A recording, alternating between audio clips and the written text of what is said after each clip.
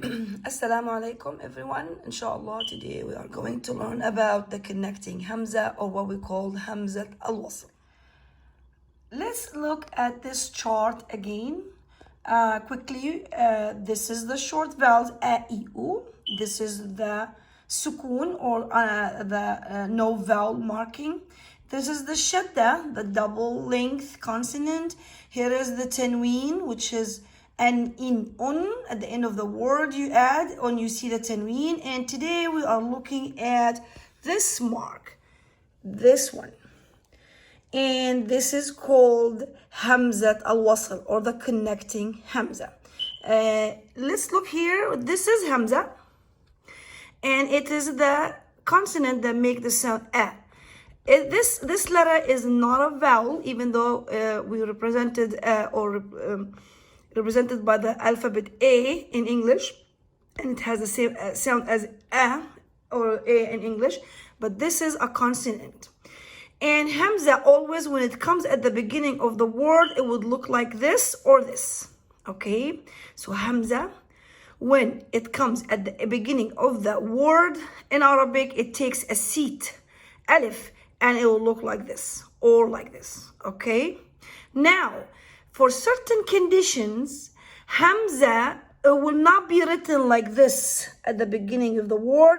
It will be written like this, okay? And we call it connecting Hamza. All right, let's look at this in the Quran, okay? Now, this is in the Quran. This is Hamza, okay? And believe it or not, this is Hamza. But as you see, Hamza here is written out, and Hamza here is changed to this drawing, or this marking. Now, how do we pronounce both? This Hamza, when it's written out like this, it's called Hamzat Qata, and that means you pronounce it fully. Anzirhum, okay? Here, what happens to the Hamza? Well, the sound of Hamza and the writing of Hamza both will be changed, or will be omitted or deleted, and we call this yes, you will remove or delete the sound of Hamza here, and this is how you're going to read this: يوم الحسرة. Again, you're going to read this يوم الحسرة. Okay, what happened to Hamza here? Totally is deleted or swallowed in. Okay, let's look another example. Let's look another example here. You have here Hamza written out, and you have to pronounce it. So you say وَأَنَا. However, you continue reading. When you see, this is another Hamza, but this is Hamzat Wasl. This is the connecting Hamza. So what does that mean? That means you are going to connect that last sound here with this sound with the has sukoon. So you're going to say وَأَنَا اخْتَرْتُكَ. So you totally skip the sound of Hamza, or you deleted it, or you swallowed that. And you connected that sound of this word to this word. And it's going to sound like one word, but actually there are two words. And the Hamzat al-Wasl is dropped or deleted, the sound of it. So you would connect them. وَأَنَا اخْتَرْتُكَ. Again here, there is a word la, the letter fa, and you're going to connect it with sin, deleting this Hamza. Without deleting this, you're going to say istami'. But because we're connecting, you're going to say fastami'. So totally, you drop the sound of Hamza. Fastami' lima yuha. Okay? Let's continue looking at here Hamza. Hamza here came at the beginning of the word. You pronounce it and it's written out. وَأَهُشُّ بِهَا عَلَى غَنَمِ وَلِي فِيهَا. Here's another sound of Hamza. You have to pronounce Hamza. Hamza is a very strong sound. So once you see it written out in the Quran, you must pronounce it fully. فيها مآرب. Hamza with fatha. آرب. أخرى. Here is also Hamza has a dhamma. أخرى. Okay. This is so in the Quran, when you need to pronounce Hamza, it will write it out for you like this. And like this, and like this, and you must pronounce it out. Now, let's remember what we said about Hamzat al-Wasl. Hamzat al-Wasl is, we called it connecting Hamza. That means it connects this word, the last letter of this word, with the consonant here that followed Hamza. And you read this بأصحاب الفيل. You're skipping here totally. And you have to, if you notice carefully, you'll find Hamza al-Wasl actually mostly is in the al. Of last video we learned about al, the article al, that means the. Al is basically made out of two letters, Hamza and Lam. And what happened when Hamza comes in the middle of the text, you are going to skip that sound, or you are going to drop it. So you're going to say بأصحاب الفيل. Okay, so every time you see that marking, you are going to drop the sound of Hamza. And again, Hamza is called Hamza al-Wasl or connecting Hamza, because you are going to connect this sound here with the next one. So you're going to be أصحاب الفيل, and you're going to sound it like one word actually, but it's two words, and that's why we call this Hamza al-Wasl. Okay, now Hamza al-Wasl will be dropped, or the connecting Hamza will be dropped when it comes in the middle of the text. Okay, now let's see what happened when Hamza comes at the beginning of the text. Like for example, here we are like this example. This Hamza now coming at the beginning of the ayah, so you're gonna start reading. Once Hamza al-Wasl, this one, comes at the beginning of the ayah, you must pronounce Hamza fully. Okay, you're gonna say الذين. Okay, if you are going to start recitation, you must always pronounce this Hamza, even if it looks like this in the Quran. You're gonna ask, why in the Quran written like this if it's beginning? Because they expect you sometimes to connect this ayah with this ayah. We will not stop. You're gonna say فَوَيْلٌ لِلْمُصَلِّينَ الَّذِينَ. If you don't stop here, that means you are going to do Hamza al-Wasl. You're going to connect the two words, al-musallin alladhina. Okay, but if you stop, you say al-musallin, then you're going to say alladhina. Why? Because Hamza al-Wasl is dropped or deleted from pronunciation if it's in the middle of the reading. That means you're connecting the word before Hamza to the word after Hamza together. Okay, let's look at this example.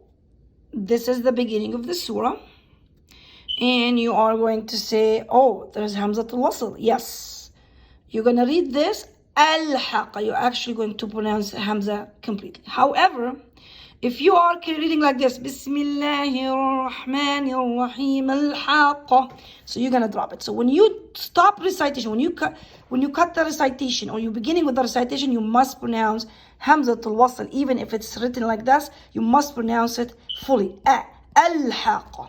You understand me? And again, let's repeat what we're learning, that most of the time you see Hamza al-Wasl is in the al-Tarif. You remember al? We all remember al. Al basically is your article that means the. Remember? And since it is the article that you always find al at the beginning of nouns. Most nouns they start with al, mean the something. Okay? Now, this is what happens here. This is what most of the time you see Hamza al-Wasl changing to Hamza al-Wasl, and it's written out like this. Okay, so you're gonna be always, in most of the cases, when you read, you're gonna skip that sound, and you're gonna connect the alphabet here with the lam al-tarif, with the lam. Okay, so just keep that in mind. All right, if you see that marking on Hamza, you drop that sound if you are in the middle of recitation. When do you pronounce the sound fully? If you are beginning recitation, okay, or beginning reading the Quran. Okay.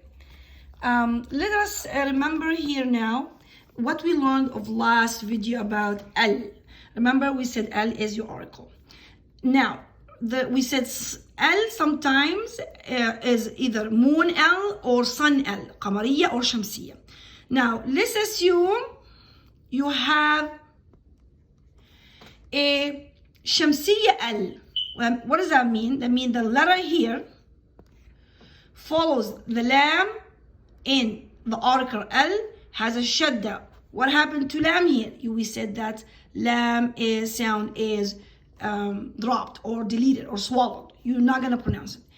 So now you have Hamza al-Wasl, which is the connecting Hamza that usually we don't read, and the lam here actually also Shamsiya or sun al-lam also is gone. So how are you going to read this? You are going to connect that last letter here with the letter with here, and you're going to pronounce the shadda. Let's look at an example of the Quran, okay, to make sure. Let's look at this example. You're gonna have Hamza al-Wasl, the connecting Hamza, and the lam here followed by shadda or a letter with a shadda. So you're gonna take both sounds out. You're gonna read Rabbis Samawati. See what happened?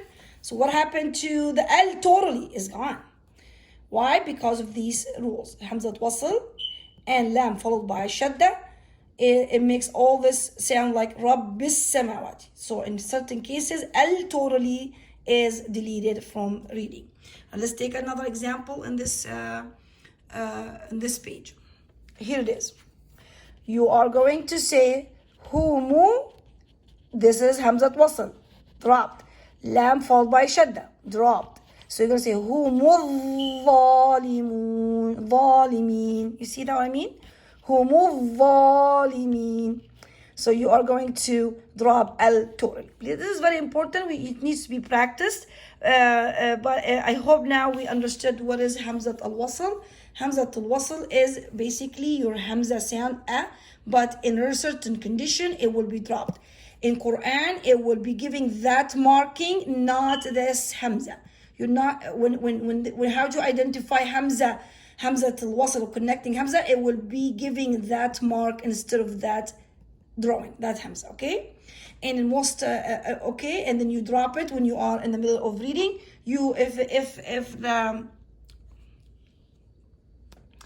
If Hamza al-Wasl come at the beginning of the recitation, you must fully pronounce it, okay? You must fully pronounce it. And when Hamza al-Wasl and lam is followed by shadda, you delete this whole totally. So you say ilmu sa'ati, like in this example, okay?